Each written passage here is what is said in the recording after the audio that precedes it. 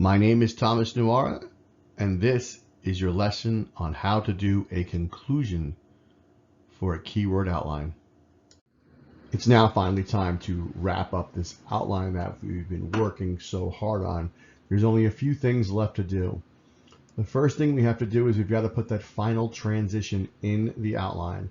Remember, we just finished talking about our last main point, and we need to get to the conclusion. So do not forget in the transition to mention what your last main point was and some sort of conclusionary words to show that you are heading into your conclusion.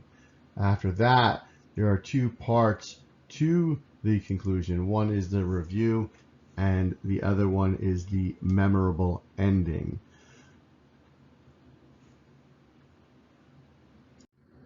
This is what your template will look like for your final portion of your keyword outline.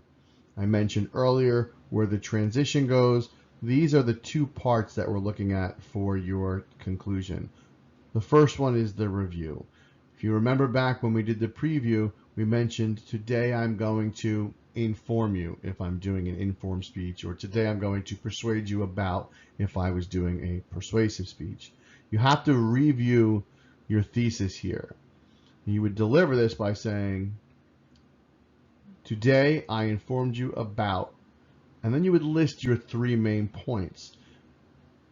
Remember in the beginning we talked about using signposts. Do the same thing here. Today I informed you first about blank, then I went on and spoke about blank, and finally I wrapped it up by informing you about blank. You need to cover all three main points. You need to cover your entire thesis in your review. Then you finish with your memorable ending. This is the part where you wrap everything up and you have your last chance to leave an impact on your audience. This is the last thing that they will remember, the last thing that they will hear, so you must make this good.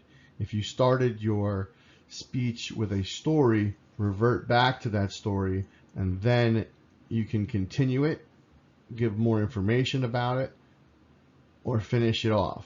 If you didn't start with a story, you have to find some way to leave a true impact with your audience. You can see here in this example, this is what the end of your keyword outline will look like. This is the conclusion, started off by the final transition. For this example, now that I've informed you about the sports teams of Boston, let's conclude. What I've done there is I've listed my third main point and then my conclusionary words. When I get into my conclusion, the first thing I have to do is review, just like we did with the preview. If this was an informative speech, I would state it, today I've informed you first about the food of Boston.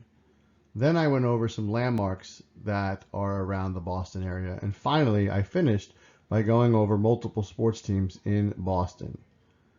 Once I've covered that, I have to go into the memorable ending. This is where I would tell a story about the three of them put together in some way if I had one. So if I had had a meal somewhere at a particular landmark in Boston, maybe after I saw a game, then I would try to incorporate that. If I don't have that, I would leave something that's going to leave an impact with your audience, something that they're going to remember. You just spent all of this time putting together this speech. You don't want it to go in one ear and out the other. You want your audience to take something from your speech.